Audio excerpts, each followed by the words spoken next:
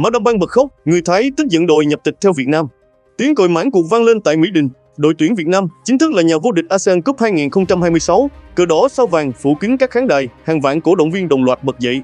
Tiếng Việt Nam, Việt Nam, Việt Nam vang lên không ngừng. Các cầu thủ áo đỏ ôm chầm lấy nhau, có người quỳ xuống mặt sân, có người bật khóc. Nhưng giữa khoảnh khắc cả Mỹ Đình đang vỡ òa, ống kính truyền hình hướng về khu vực VIP. Mã Đâm Bang cúi đầu, gương mặt thất thần rồi bật khóc, bởi bà hiểu tất cả đã kết thúc. Thái Lan đến Mỹ Đình để phục thù sau thất bại 0-2 tại Rajamangala, muốn lật ngược thế cờ, muốn lấy lại danh dự và đưa chiếc cúp trở về Bangkok. Nhưng cuối cùng, người nâng cúp lại là Việt Nam. Và ngay sau thất bại ấy, một vấn đề vốn đã gây tranh luận trong bóng đá Thái Lan có thể lại bùng lên dữ dội, nhập tịch. Những tiếng nói yêu cầu bóng đá Thái Lan phải thay đổi có thể xuất hiện ngày càng nhiều, đã đến lúc phải nhập tịch. Một bộ phận người hâm mộ có thể không còn muốn đội tuyển tự giới hạn mình trong lựa chọn cầu thủ nội địa, nếu điều đó khiến Thái Lan tiếp tục thất thế trước Việt Nam ở những trận đấu lớn. Càng đau hơn khi Thái Lan bước vào trận chung kết với một nhiệm vụ gần như không còn đường lùi.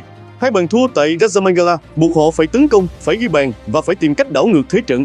Họ đến Mỹ Đình với niềm tin rằng trận thua 0-2 chỉ là một cú sẩy chân. Họ muốn trả lại món nợ trước Việt Nam. Họ muốn biến Mỹ Đình thành sân khấu của cuộc ngược dòng. Nhưng càng thi đấu, áp lực càng đè nặng lên đôi chân các cầu thủ Thái Lan. Mỗi phút trôi qua là một phút cơ hội lội ngược dòng khép lại, và khi tiếng còi cuối cùng vang lên, giấc mơ của người Thái cũng chính thức khép lại. Nhưng thất bại này lại khiến một câu hỏi lớn hơn xuất hiện. Nếu Việt Nam từng có những giai đoạn phải đứng sau Thái Lan, điều gì đã giúp cán cân thay đổi? Một trong những yếu tố đáng chú ý chính là cách Việt Nam tận dụng những cầu thủ đủ điều kiện khoác áo đội tuyển. Phương Son, Hoàng Hên, Tài Lộc mang đến những phương án mới về chất lượng, kinh nghiệm và khả năng tạo đột biến. Họ không thay thế cầu thủ Việt Nam mà bổ sung vào một tập thể vốn đã có một thế hệ nội binh ngày càng trưởng thành. Đó là điểm khác biệt mà bóng đá Thái Lan lúc này buộc phải nhìn thẳng. Việt Nam không đứng yên chờ đối thủ. Họ thay đổi, mở rộng nguồn lực và quan trọng hơn, biết biến những nguồn lực ấy thành hiệu quả trên sân cỏ.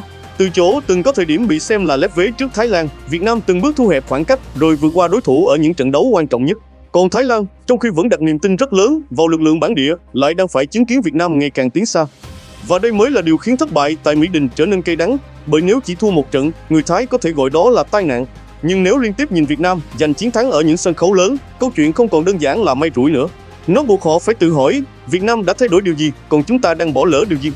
Tất nhiên, nhập tịch không phải chiếc chìa khóa thần kỳ, không thể cứ đưa vài cầu thủ ngoại vào đội tuyển là lập tức vô địch. Một nền bóng đá mạnh vẫn cần đào tạo trẻ, giải quốc nội chất lượng, chiến thuật, thể lực và một hệ thống phát triển cầu thủ bền vững. Nhưng Việt Nam đã cho thấy một điều rất rõ, khi biết tận dụng đúng nguồn lực, những mảnh ghép mới có thể tạo ra sự khác biệt trong những trận đấu lớn. Và chính vì thế, sau khi nhìn Việt Nam nâng cúp ngay tại Mỹ Đình, câu hỏi dành cho bóng đá Thái Lan có lẽ không còn là có nên nhập tịch hay không, mà sâu hơn là chúng ta có sẵn sàng thay đổi để cạnh tranh với Việt Nam hay không. Bởi bóng đá Đông Nam Á đang thay đổi, Việt Nam từng có thời điểm phải chạy phía sau Thái Lan, nhưng giờ đây, người đứng trên bục cao nhất lại là đội bóng áo đỏ. Phương Son, Hoàng Hên, Tài Lộc chỉ là một phần trong câu chuyện ấy, phía sau họ còn là một thế hệ cầu thủ nội ngày càng trưởng thành, một hệ thống đang được đầu tư và một đội tuyển biết cách tận dụng lợi thế của mình. Phương Son, Hoàng Hên, Tài Lộc không phải toàn bộ câu chuyện, nhưng họ là những mảnh ghép khiến bức tranh sức mạnh của Việt Nam thay đổi. Và sau thất bại này, người Thái hoàn toàn có lý do để tự hỏi, tại sao chúng ta không thử một con đường khác? Tất nhiên, nhập tịch không phải chiếc chìa khóa thần kỳ, không thể cứ đưa vài cầu thủ ngoại vào đội tuyển là lập tức vô địch. Một nền bóng đá muốn thống trị lâu dài vẫn phải có đào tạo trẻ, giải vô địch quốc gia chất lượng, chiến thuật, thể lực và một hệ thống phát triển cầu thủ bền vững.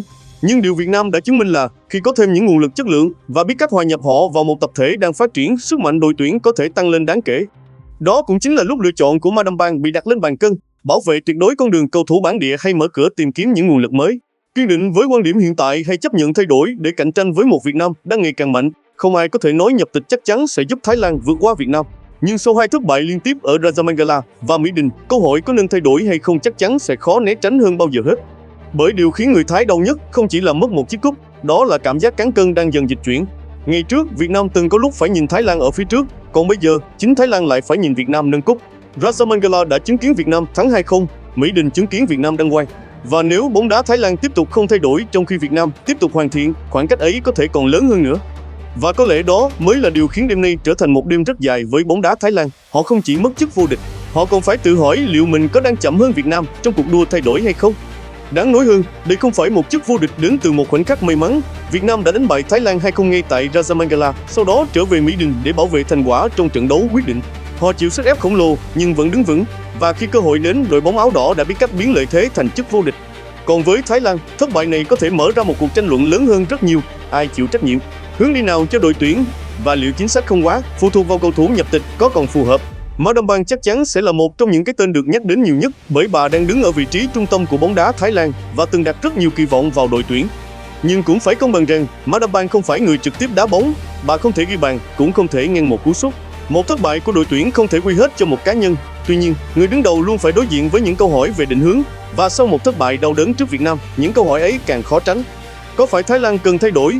Có phải đã đến lúc phải tìm kiếm thêm những cầu thủ đủ điều kiện nhập tịch? Hay vấn đề thực sự nằm ở đào tạo trẻ, chiến thuật và chất lượng giải đấu trong nước? Đó mới là cuộc tranh luận mà bóng đá Thái Lan cần nghiêm túc nhìn vào, thay vì đơn giản nghĩ rằng chỉ cần nhập tịch vài cầu thủ là mọi vấn đề sẽ được giải quyết. Bởi nhập tịch không phải phép màu, nhưng ngược lại, từ chối mọi nguồn lực bên ngoài cũng không tự động biến một đội tuyển thành mạnh hơn. Bóng đá hiện đại là cuộc cạnh tranh về hệ thống con người và khả năng thích nghi. Nếu Việt Nam đang tìm thêm những phương án để nâng chất lượng đội tuyển, Thái Lan cũng phải tự hỏi mình có đang bỏ qua một nguồn lực nào hay không. Và cay đắng nhất với người Thái là họ đã có quá nhiều cơ hội để chứng minh vị thế của mình. Nhưng ở những thời khắc quyết định, Việt Nam lại là đội bản lĩnh hơn. ASEAN Cup 2024, Việt Nam đánh bại Thái Lan trong trận chung kết SEA Games 33. Việt Nam tiếp tục vượt qua Thái Lan ở trận đấu quyết định. Và giờ đây, ở ASEAN Cup 2026, Việt Nam lại đánh bại Thái Lan 2-0 tại Rajamangala, rồi lên ngôi ngay tại Mỹ Đình. Đó không còn là một thất bại đơn lẻ, nó đủ để khiến người Thái phải nhìn lại chính mình. Ngày trước, mỗi khi Việt Nam gặp Thái Lan, người ta thường nói về lịch sử và vị thế của bóng đá Thái. Nhưng bóng đá không trao chiến thắng cho ai chỉ vì họ từng mạnh hơn. Quá khứ chỉ là thống kê. Hiện tại mới là thứ quyết định chiếc cúp thuộc về ai. Và trong đêm nay, câu trả lời đã quá rõ ràng. Việt Nam có bản lĩnh, Thái Lan có áp lực. Việt Nam có lợi thế, Thái Lan phải ngược dòng. Và cuối cùng, đội bóng áo đỏ đã đứng trên đỉnh Đông Nam Á. Nhưng khoảnh khắc đẹp nhất có lẽ vẫn chưa kết thúc ở Mỹ Đình. Chỉ ít phút sau tiếng còi mãn cuộc, niềm vui bắt đầu tràn ra đường phố. Hà Nội đỏ rực trong cờ Việt Nam, tiếng còi xe vang lên liên tục, những đoàn người nối dài trên các tuyến phố. Từ thành phố Hồ Chí Minh, Đà Nẵng, Hải Phòng đến Cần Thơ, người hâm mộ cũng hòa vào dòng người ăn mừng. Người cầm cờ, người khoác áo đỏ, người ôm chầm lấy những người xa lạ. 90 phút trước, hàng triệu người cùng nín thở trước màn hình. 90 phút sau, họ cùng bước xuống đường với một câu nói duy nhất: Việt Nam vô địch. Đó là lúc bóng đá vượt ra khỏi sân cỏ. Một trận chung kết kết thúc, nhưng cả đất nước lại bắt đầu một đêm không ngủ. Những lá cờ tung bay trên đường phố, những tiếng hô vang lên giữa đêm và những gia đình cùng nhau chia sẻ khoảnh khắc mà họ sẽ còn nhớ rất lâu. Ở phía bên kia, người Thái phải đối diện với một đêm hoàn toàn khác. Họ đến Mỹ Đình để lấy lại danh dự sau thất bại 0-2.